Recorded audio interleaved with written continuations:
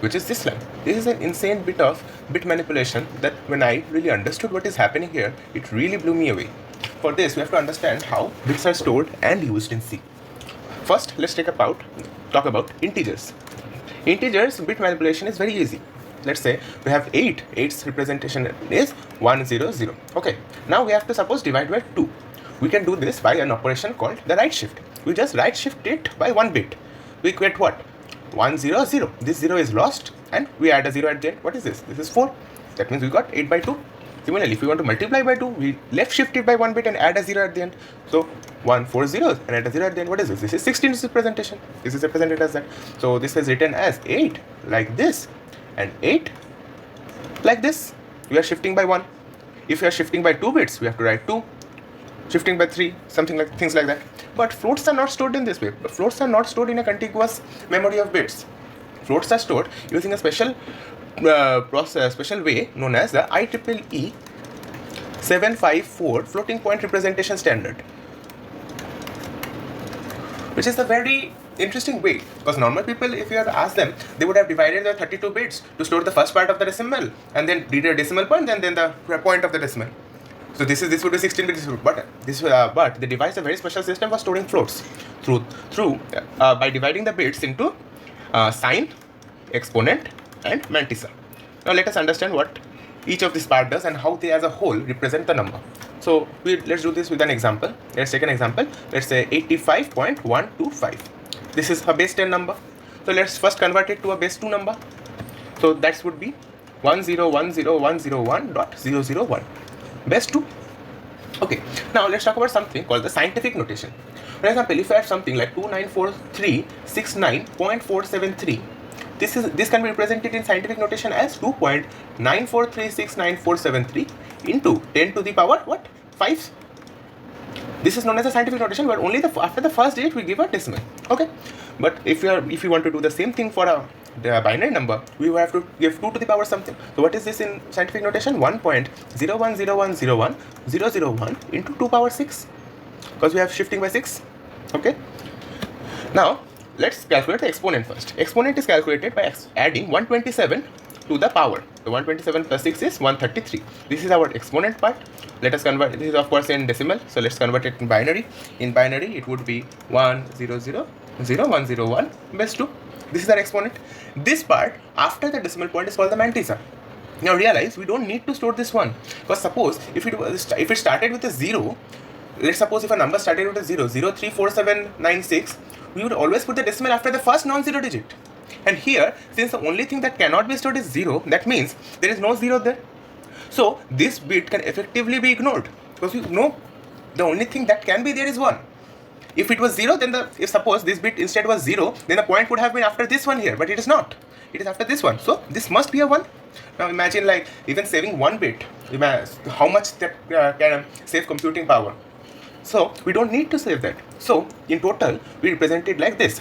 For sign, there is 1 bit to represent the sign. If it is negative, it is represented as 1.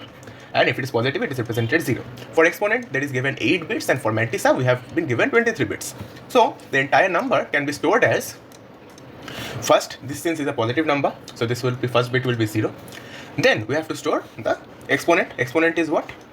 100, 4 zeros, 101. This is our exponent. And then 23 bits of mantissa. What is mantissa? 0, 1, 0, 1, 0, 1, 0, 0, 1, and then rest, all of them will be zeros, 23 bits. This is our complete mantissa. This is our sign. This is exponent, and this is mantissa. Okay. So the number can effectively, the bit representation of the number can be written as, now realize that this 0 can be ignored. Why? Because at the end of the day, we are trying to find out what? The square root, the inverse square root of a function. If it is a negative, the inverse square root would not exist. It would be a complex number. So we don't need to store the inverse square root of a number.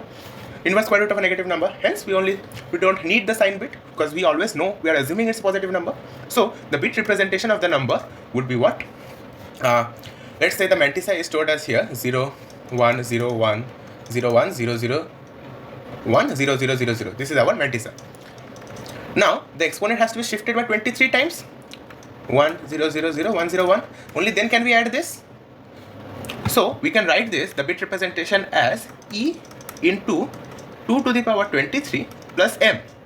Why? Because we are shifting this by 23. So there are all zeros here now, and then we are adding them. So the bit representation of the number becomes e into 2 to the power 23 plus m. Okay, but this is not the original number. The original number is let's say the original number is stored as 1 plus m by 2 to the power 23 into 2 to the power e minus 127. And if you think about it, that's actually the inverse of what we did through the whole IEEE procedure. The mantissa divided by 2 to the power 23 means what? I am effectively taking this and putting a decimal in front of it and then adding 1 to it. Adding 1 means I get what? This part. And then 2 to the power exponent is what? 133 minus 127, which means 6, which means 2 to the power 6. So I'm effectively getting the original number itself. So basically the inverse, we're doing the inverse, and by this we get the original number itself.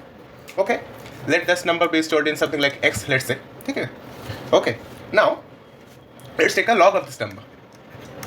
And since this is binary, we have to take log base 2. So what happens if we take log base 2? 1 plus m by 2 to the power 23 plus log base 2 into 2 to the power e minus 127. So this can be calculated as, okay, this part is a bit tricky, but first let's calculate this. This is what? Base 2. So this directly computes to be e minus 127. But now let's remember a very interesting thing. Log of 1 plus x is equivalent to x when x is a very small value, when x ranges from 0 to 1.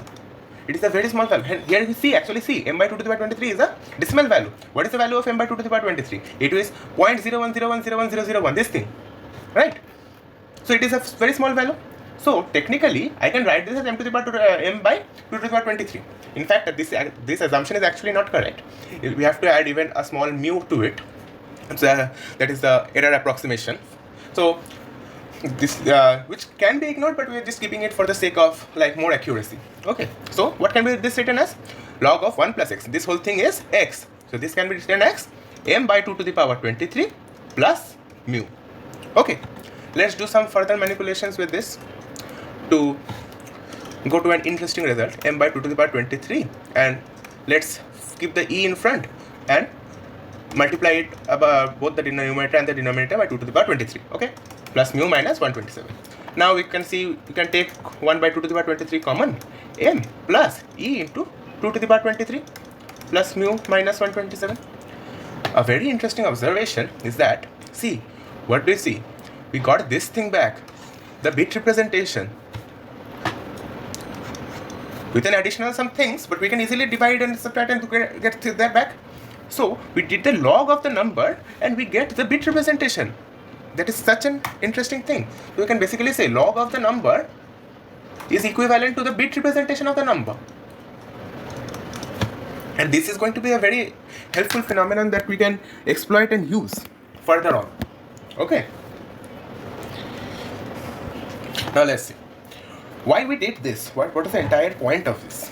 The entire point of this was so that we could convert the number to its bit representation. Now, if we have the bit representation of the number, we can do bit manipulations with it. Okay,